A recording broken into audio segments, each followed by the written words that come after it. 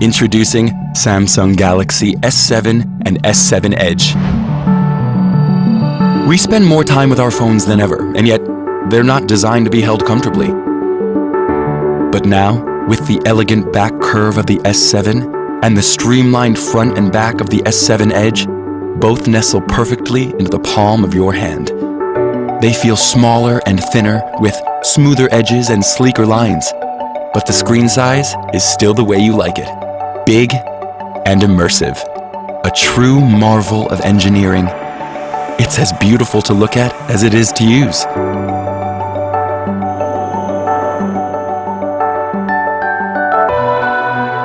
We've also redesigned the S7 with memory that expands, because we know you love file-hungry movies, music, and games.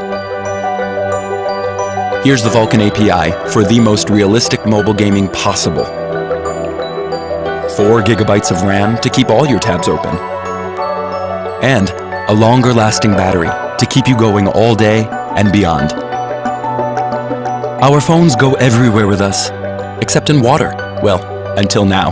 Even in the rain, the shower, or the pool. Open up a new world to use it in.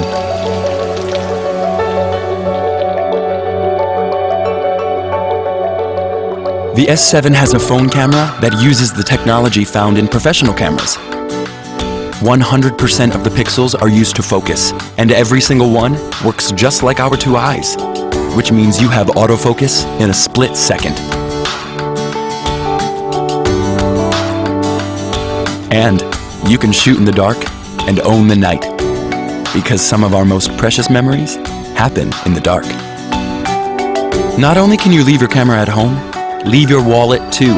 Samsung Pay is safe, simple, and accepted virtually anywhere you can swipe or tap your card. So travel light, and with Knox security, worry-free. The new S7 redefines how you can use a phone. But what really breaks the boundaries of what a phone can do is a completely new way to share memories. Now you can record your life with the 360 camera, preview it on your phone, and then simply load it into your VR headset. Imagine, this simple 5-inch phone is now your personal 360 cinema screen. You define the possibilities, and we'll redefine the phone.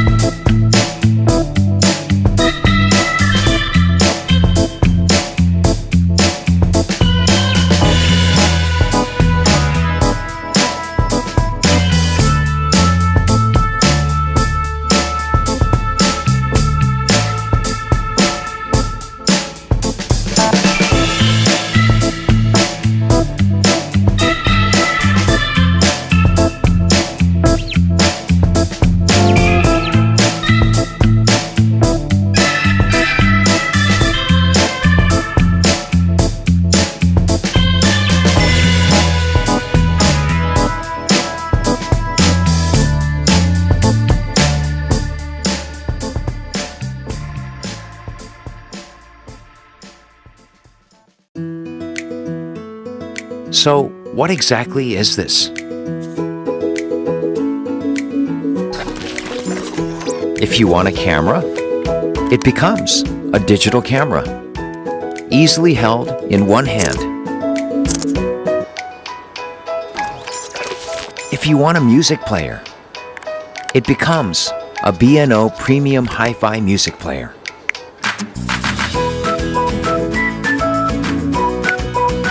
You can take shots as wide as your own eyes can see.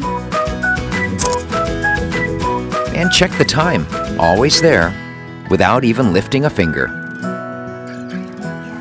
But this thing that lets you easily take charge have fun, and play with all these new devices. So what is this? LG G5 and friends. Life's good when you play more.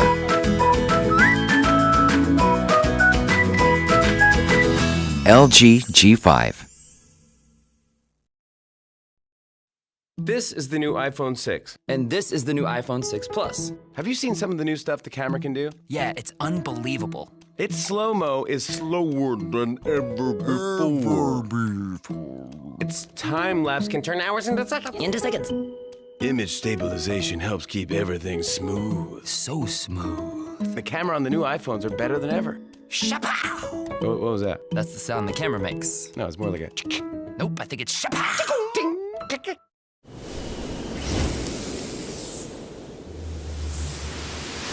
Hey, what's up everyone, CT and Technology News here, and today I'm doing a rumor video on the upcoming Sony Xperia Z4, which is going to be Sony's flagship smartphone going into 2015. So basically, this phone could have a lot of cutting-edge hardware, because Sony's going to be trying to keep their smartphone relevant for a longer amount of time, so they can shift away from the 6-month release cycle that they've done in the past. So one of the biggest changes to the Z4 could be a change in the screen. The Xperia Z3's 5.2-inch display could be swapped over for a 5.5-inch screen, and then the resolution could also be increased to 2560 by 1440 pixels, matching the LG G3. Now, one thing that's interesting is that in a recent interview, Sony's head of marketing said that the Xperia Z3 didn't adopt a Quad HD resolution because the difference between it and an optimized 1080p panel were minimal, especially on anything less than 8 inches in size. You know, considering that Sony is changing its mind for the Z4 though, it's probably due to partly the G3's success and then also the Galaxy Note 4's introduction. Now, power in the Z4 is probably going to be provided by Qualcomm's next big chip, the 64-bit Snapdragon 810, which is 8 cores and a clock speed of 2.8 GHz. Qualcomm announced the 810 back in April and said that the processor would be inside smartphones by the first half of 2015, so the Z4's processor could be insanely powerful.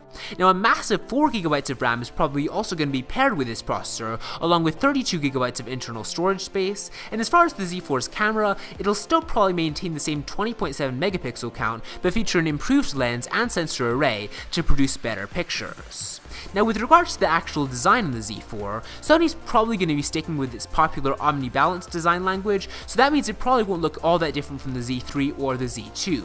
I mean, it never was the looks that dampened my enthusiasm for the Z3, it was just sort of the relatively basic alterations between it and the Z2. Now, if these rumors are to be believed though, the Xperia Z4 is going to be a pretty amazing phone, and I think Sony's going to have a pretty killer flagship on their hands. But anyways, let me know what you're excited to see in the Z4 in the comments below, give this video a thumbs up if you enjoyed it, and I will see you next time.